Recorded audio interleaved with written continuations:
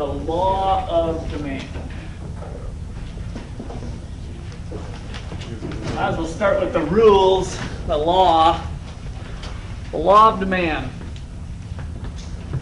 So, as the price of a good increases, the quantity demanded does what? Price goes up, quantity demanded down. All right. Positive, negative, or independent relationship between those two variables? Negative. So quantity demanded decreases. Now, is that always true? No. Give me some examples. Can you think of any examples where this might not be true? What's that? Free? iPhones. Why? Because that's what everybody wants, okay? And what drives that? Why does everybody want that one? And everyone has it. Okay, so there's something going on with it's in style or it's cool and you want to do what your friends are doing maybe, that sort of thing. Okay, that's one example. What else? One of the guys said gas. Gas, okay. Why? Because people have to go places, people have to drive, so they have to pay whatever prices. Okay. So does that mean you're going to do more? As the price of gas goes up, I increase my quantity? Might stay the same, but isn't it kind of hard to argue that it might increase? And then if we think about the market, that might be the way, I'm sorry, give me your name again? Tanya? That might be the way Tanya's behavior is to a price increase.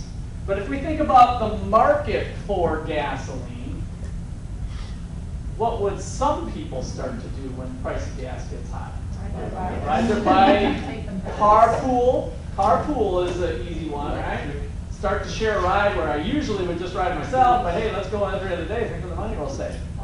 So there might be some people who don't change their behavior at all. I would probably argue that if we're just looking at price and quantity, though, they wouldn't increase.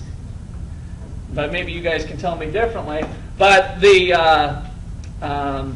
market itself would tend to see a little bit at the margin of people seeking to use non-gas alternatives.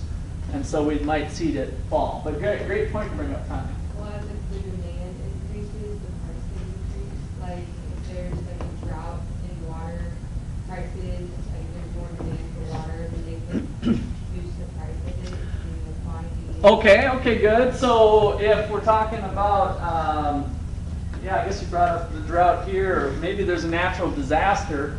If we go back to Katrina or someplace else that gets hit, or Joplin, Missouri, a little closer to home here, the demand for water, you're saying, goes up. And so even if the price is higher, people want to buy more. Is that what you're saying? Wouldn't that be more of a shift, though? Okay.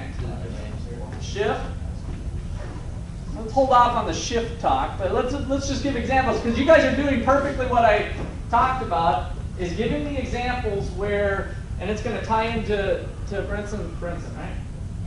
His shift talk here in a sec. But you guys are giving me perfect examples of where the law of demand doesn't make sense. Other ones. Those are great examples where people might not be doing what that statement says. I don't know if the price was not that much, but firearms and ammunition in the past few years or so. Okay. Price goes up, but people buy more. Why are they buying more? Because they're scared that. Terrorism or something? Well, I mean, just the fact that they may not be able to find it. Or they might not be able to. So expectations about government changes in the law or something. Okay, yeah, that works. Sure. All right. So I guess what I'm trying to say is, you guys, being your first principles class, or maybe you've had a little bit of high school work, but you don't know a lot about econ at this point. You quickly took away my law and threw it right in the toilet, didn't you?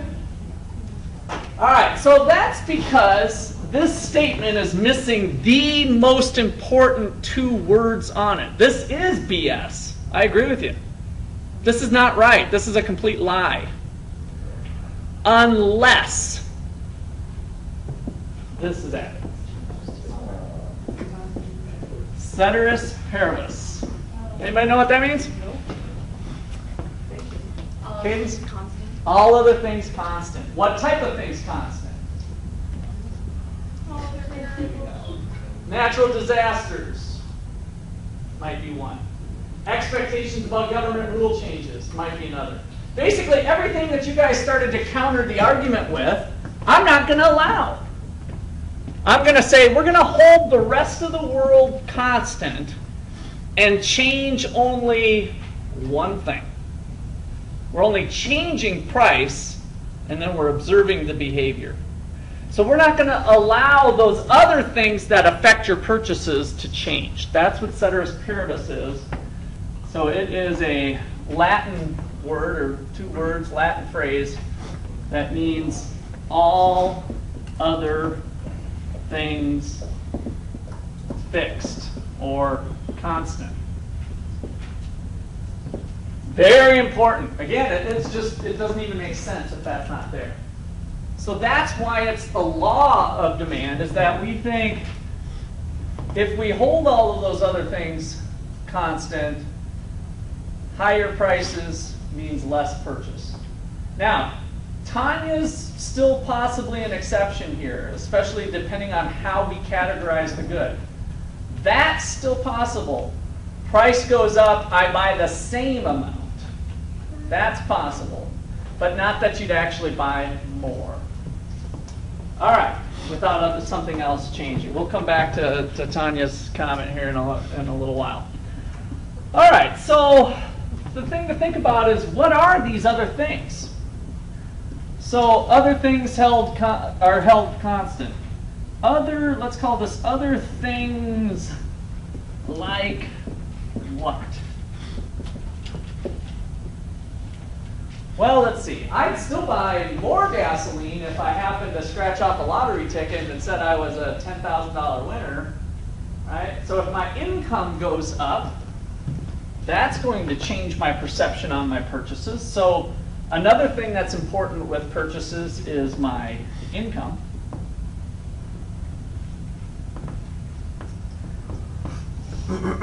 Do I always buy more of something when my income goes up? Can you think of anything that you buy that when your income goes up, you're going to actually buy less of? Ramen. Good. Anything else? That's usually the classic college student example, yes. Chicken, you're going to go buy steaks. All right, chicken, you might go to steak. You might go from Keystone Light to Bud Light or something. I don't know. Whatever things that you might be buying on a budget, you might try to buy something else. So there's 2 categories for income. It depends on whether the good is classified as a normal good. For most goods, income rises, and again, we might be looking at a market where there's a collection of income. So all of your incomes are tending to go up. We could look at a very micro level analysis and look at Tanya's demand for gas. That's possible too. So how we define the good is important, but we have 2 categories for income. One would be a normal good, and the other good we call an inferior good. So, Bree brought up ramen noodles. Might be an inferior good. And what that means is that noodles, I'm getting kind of low here on my sheet, but an increase in income leads to a decrease in your demand. I'll come back to the shifts here in a second. Most goods, let's just go ahead and put most goods here, are normal goods, where an increase, what do you guys got going? I was looking I'm guessing it's something external. Yeah. So you got to lose a point for that. So I don't want you accessing external information. Remember, read the syllabus on your alarm. So phone set to silent, email out, unless it's part of what I'm telling you to do, to go search something on the internet. So just cost you a point, no big deal. All right, so here we go. Inferior. I want your brain more engaged rather than bringing external data to the picture. Well, I was just There is a place for that, but it's not here at lecture. Okay? All right, so most goods are normal goods. An increase in income leads to an increase in demand. All right. What else might affect the purchases? Maybe from the things that were brought up in class or something else. So I've got two things now, right? I got price is important. I've got income's important. We've got a list of about 5 things, some of which we already talked about, but give me one. What's that? Need.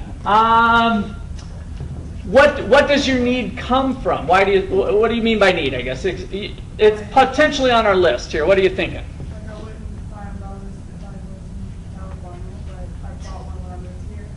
All right, so if there's a change in, it was kind of a change in weather, a change in your environment, right? Yeah. So would you say that your tastes for umbrellas changed?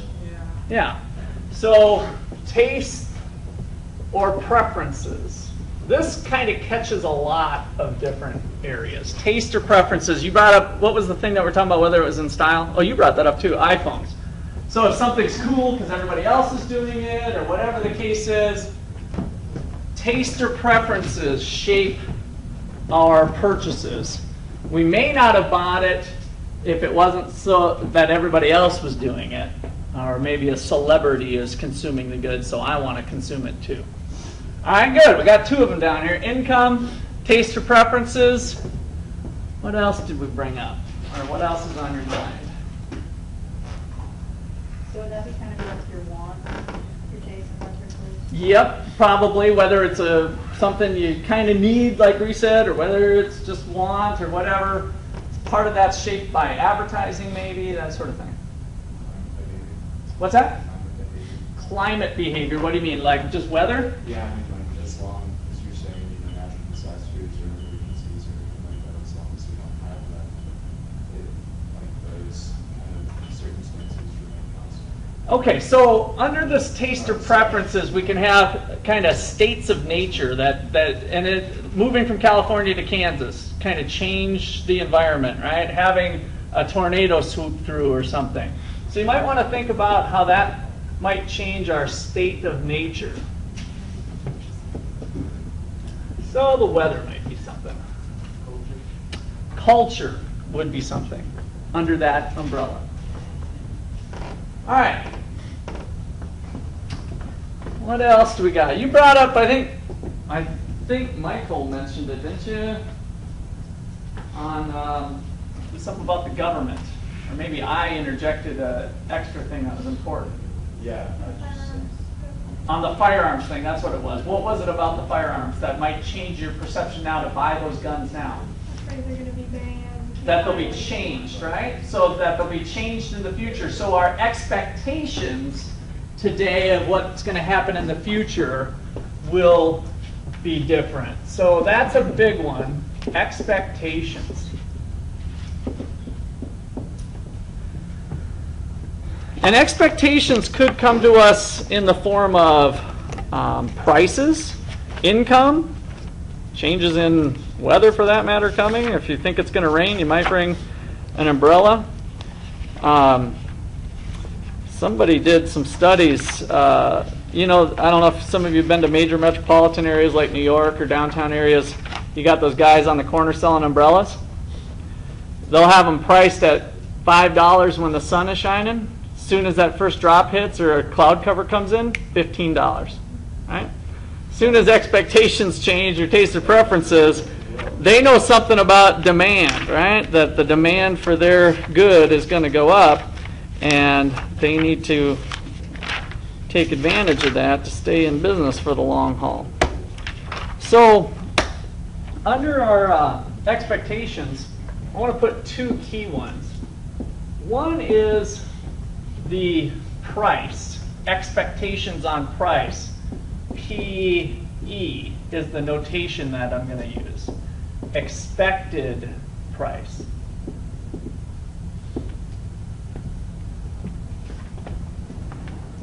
So if the expected price of gas is going to increase, what do you do today?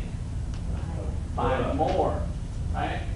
Now that's different. If the price goes up, you buy less today. You ride your bike or you find something else.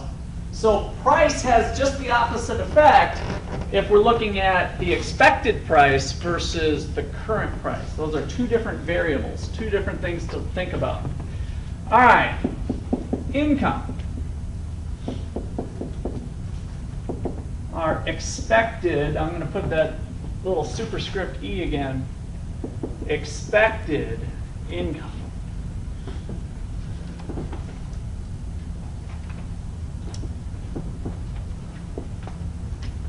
So if you're expecting to make a lot of money in the future, in the near future, what might you do today? Buy a lot of things or not?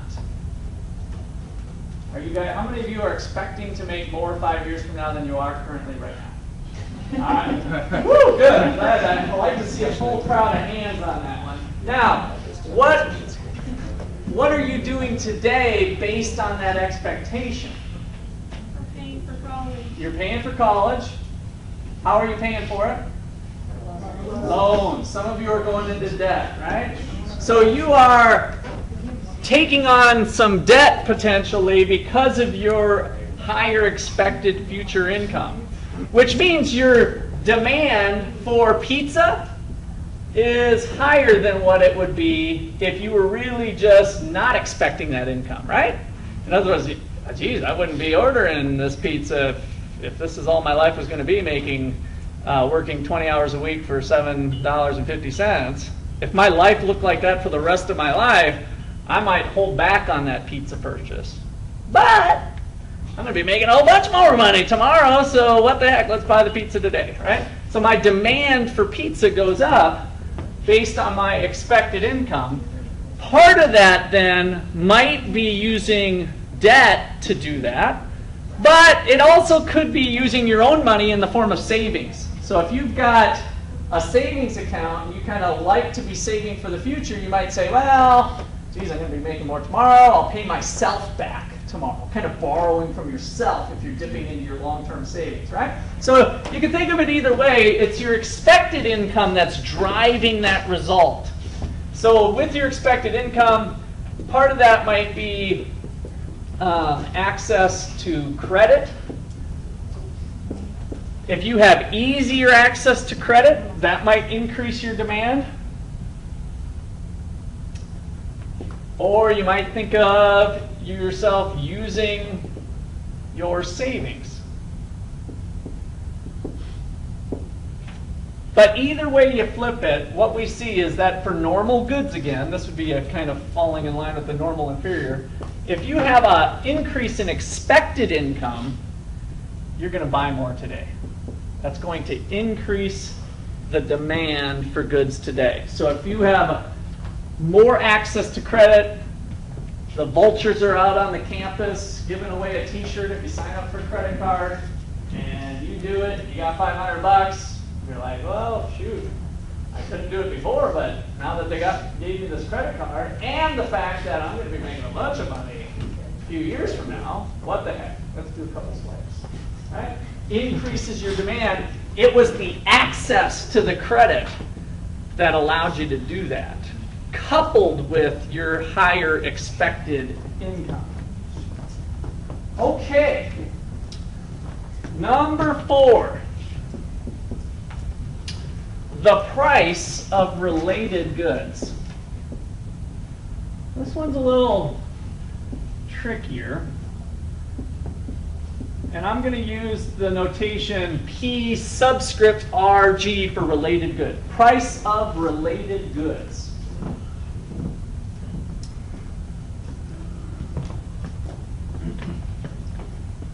Now, if the, let's see, Bree, you got an iPhone? Or you just like to talk about one? No. Who's got the phone out? This is where I'd like to see see a phone. Oh, here's perfect. Oh, it's an Android. Okay, we got to have full disclosure here. This is not an iPhone. It's an Android. All right. So, if the price of the Android phone goes up, no, let's say it goes down. The price of the Android phone goes down. What happens to the demand for this? It goes up, right? Price goes down for the Android. I need to buy more Androids. More Androids lead to more gel cover sales. It's a related good. Are they complements or substitutes? Complements or substitutes? Complements. Good. All right, so we've got price of related goods. Now, as the price of the Android falls, what happens to the demand for Breeze iPhones? Also false. Increase, decrease. So Androids are cheaper. Is that going to lead me to buy more iPhones or less? Less. Right? So the iPhone and the Android are substitutes. Price of related goods plays a role in our purchases. We're not going to allow that to happen when we make such a bold statement like this. Price goes up, quantity demanded goes down. We're going to hold a bunch of things constant. So when I say that the price of the Android phone goes up, it's holding constant the iPhone's price, right? So we're going to hold those things constant. The price of related goods can be complements or substitutes. So we got two cases again. Now, I'm not big on spelling. I'm going to misspell a bunch of words, but I want you to spell this word right. Complements. No I. It's got an E for this context. And the reason is it helps you mentally think about completing a set. The two goods are complements. Peanut butter and jelly. Android phones and Android covers, right? Completing a set. Complements. So, how that works is if there's a, let's see, we did a decrease, right? So let's go through our example. A decrease in the price of the Android leads to, what was it again? An increase in or a decrease in demand for the covers? Increase. An increase in the demand for the covers. So we're separating out the two. Yes? I don't understand why. Why? Okay. If we're buying more, because of the quantity change, first of all, the price of the Android, if I can use my proxy. If the price of the Android falls, are you with me that people are going to buy more Androids? Yeah, sure. No, not sure. The Android people. Why would they want more? If Androids are currently $400, just imagine that we go over to T-Mobile and Androids are $400, and they run a sale this weekend. This weekend only, Androids $200. There's going to be a bunch more Androids, right? Now those folks are going to go, does this always come with every Android? No. So more Androids out on the market, they're going to run over to Walmart or wherever they can buy these little gizmos, and they're going to buy them. So there's an increase in demand. Yes? I mean, know which is the greater factor, the price of the good or someone's preference? Good question. It might even be worth an extra credit point. Give me your name again. Blake? Wait, we made you take. Blake. All right. I'm not sure I understand your question, but it sounds like a good question. So, say that again. How do you know which is a greater factor, that the price of the Android or iPhone is higher or lower, or someone's preference that they just want iPhone? Okay. Does anybody want to tackle? And was it the taste or preferences of the Android or the cover? I just want to make The phone itself. of the phone itself. Whoops. I got that thing stretched out as far as you guys will see me on my face here. Anybody want to tackle that? Well, I kind of Good question. It depends upon John? whether or not you're talking about individuals or if you're talking about the entire group as a whole. The group as a whole, for the most part, is probably going to go off the price just because people tend to like the Okay, short answer, no. Good comment, good thinking. No, really good thinking. What John said, it depends on whether we're looking at individual or group, and Short answer, no. But John, extra credit point for bringing that up. Thank you. All right, who else here? Cadence. When ceteris paribus apply. Ah, okay, there, Blake. Cadence has your answer, I think. Say it again. Ceteris paribus would apply because you're not taking into account for their preference. Yeah, it's a different application of ceteris paribus, but we're going to hold all of those factors constant so we focus on one thing. So we're kind of creating an environment, almost like a laboratory, right? If you guys have chemistry class, physics class, that's kind of what economists do too, is we create this little laboratory experiment of a supply and demand curve, and it's based on certain assumptions. One of the assumptions is how things are going to react to each other. You know, you add the blue chemical to the red chemical, and boom, something happens. It's kind of a cause and effect thing. In order to filter out those things, we only want to change one thing and see how the other one changes. We're going to hold constant all of those other things. Great question. Okay, anybody else? All right, so complements. We got this going on with demand, substitutes. Let's go ahead and use our iPhone thing here. If there's a decrease in the price of the Android, that's going to lead to a decrease in the demand for iPhones. Okay, so moving the opposite direction. In one case, we're talking about the iPhone and the Android being substitutes. The other case, we're looking at the Android and the cover to the Android being complements. All right. Our last one is population.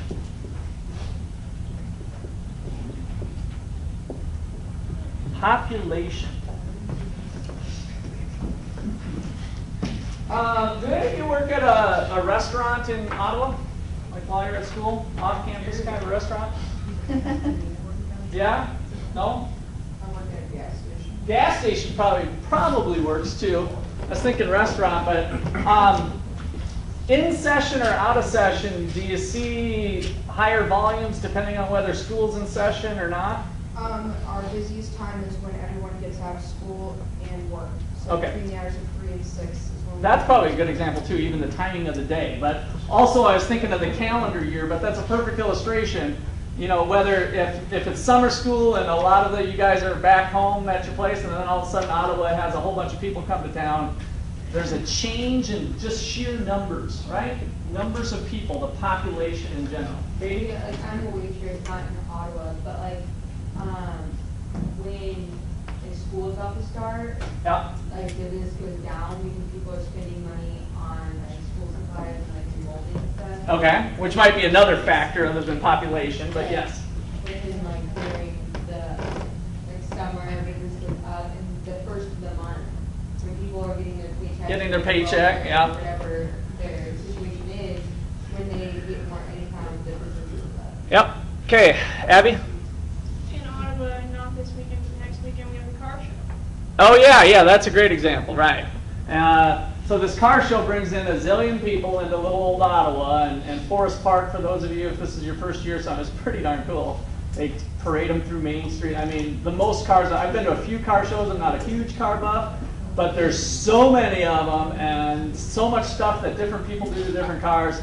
It's a pretty cool thing. And so yeah, the restaurants, the hotels, I mean, the economy of Ottawa is very small, and it gets a lot bigger when the car show comes to town. I Yeah. work at a bank, so it's different than like the restaurants and stuff. Uh-huh. But like usually most people come in like right before a holiday or after a holiday because they want their money before they go. Okay. So I guess that's what The timing of volume at the bank. Now with the bank, it might be, I'd want to think about what causes them to get more deposits or accounts, right? So I'm trying to think of what the bank's quantity is. What do they sell? Well, they sell services, right?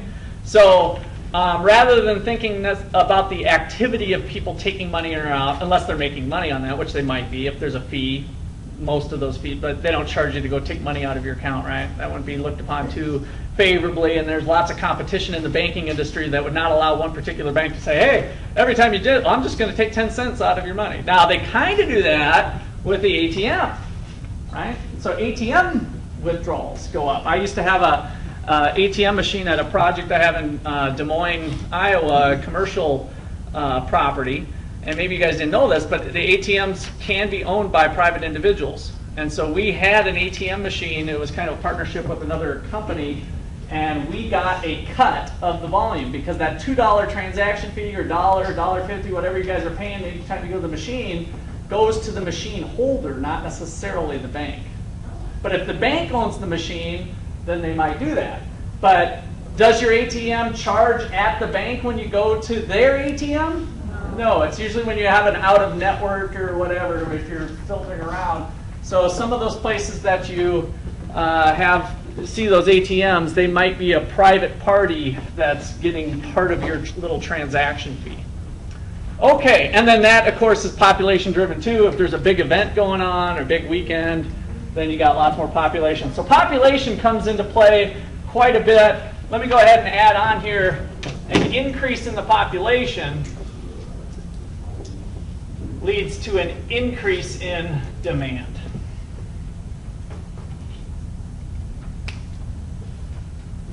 All right, so let's draw a graph. I've kind of left it a little vague right now so that we could start to think about some things as we formalize this with our graphing goggles. So, the market. Here's our graphing goggles. Vertical axis, horizontal axis. We're going to put a Q here on the horizontal axis, which is the quantity of that good. And maybe today, I want you to label the market. You know, you could say that this is, let's stick with this Android deal. So we could have the Android-enabled devices, or maybe we'd have to go to a actual brand of a Samsung or something like that, but let's just say Android. And here, we'll measure the price. Isn't it the quantity demanded? Yes, but not unless there's a demand curve. So it's not the quantity demanded right now, but that's a distinction we're going to make. What makes it the quantity demanded, since you brought it up, is the function that I use here. For example, if I put a supply curve, and I look at, which we're not to, I'm just kind of jumping the gun because Brinson brought it up, this is just quantity, right? So that's a good question. We might, in some cases, I could have put quantity demanded, but I actually prefer to leave it a little more generic because the fun in econ comes in when we look at other people's behavior being mixed, right? And that's what goes on in the marketplace, is that we've got a supply of businesses bringing the good to the marketplace. We have their behavior going on, which we haven't gotten to yet. And then we've got the consumer and their behavior, which we've now started to capture a little bit. What drives these purchases of the Androids? It is the demand curve that we're drawing now, which I will be using the shorthand notation, just a simple D. That is the demand curve or the demand function, D. So, where do we go from there? The demand curve shows all of the quantities demanded at various prices. That's what makes it a function. So, to get back to Brinson's comment here, if the Android is priced at $400 per unit, the demand curve tells me how many people desire to purchase at that price. So at 400, the quantity demanded, let's say, is 100 Androids. Now I'm going to use the notation Q subscript D to highlight quantity demanded. Very important distinction here in terms of you getting maybe a few more points on homework or exams. Now, if you go back to my law of demand, I use the word quantity demanded, right? So now we've got our graphing goggles on, and that's where it manifests itself. Right here, not up here. That's the demand curve. That's got 2 dimensions to it. That's a 2-dimensional space. Down here is the quantity demanded. All right, so if we cut the price to 300, the law of demand says that we're going to sell more Androids. The demand curve gives us more information and tells us how much, if we have that information available. And I'm just making up some numbers here. Let's say it's 160. So QD 0, let's call it superscript 0, is where we start off with. And sometimes you might have a problem that says, well, we're moving from point A to point B on the demand curve. A decrease in price from P0 to P1, where the price of 400 is correlated with a quantity demanded of 100. A price of 300 is at 160. That is the demand curve in action, holding all other things constant. If there's an increase in income, what is likely to happen to the demand for Androids? It's going to go up. Now, I said that kind of carefully, what is likely to happen. That assumes that Androids are a, what type of good? Normal good. I think that's a pretty safe assumption. They're probably a normal good. But you got to be careful when you're doing homework problems to remember that, well, it could be an inferior good. So if my income was $20,000 a year, so I'm going to hold income along this relationship at 20,000. And now my income goes up to 40,000. I'm going to double my income on average. I used to want to buy 100 at $400. Now I want to buy more. At $300, I used to want to buy 160. Now I want to buy this much. At $535, I used to want to buy this much. Now I want to buy this much because I've got 40,000 instead of 20,000. At $100, I used to want to buy this many Androids. Now I want to buy this many. At 200, I used to want to buy this much. Now I want to buy this much. Used to buy this much. Now I want to buy this much. Used to buy this much. Now I want to buy this much. Used to buy this much. Now I want to buy this much. This much. This much. This much. This much. This much. This much. This much. This much. This much. This much. This much. Now, if I keep doing that for about the next 30 minutes, what's going to happen with my little dashes here? What are they going to resemble? A line. Good. Now, the reason I do it that way is I want you guys to think about these demand curves as a collection of points. Because hopefully, mentally, that makes you remember that there's 2 dimensions to it, right? That's a 2-dimensional creature. If we think about a point, then I'm telling a story about how price and quantity demanded work with each other. So the demand curve at an income of 40,000 lies to the right. Not up, to the right. Now, visually, if I do a little magic here, I could do this, and did that curve shift up or to the right? Up!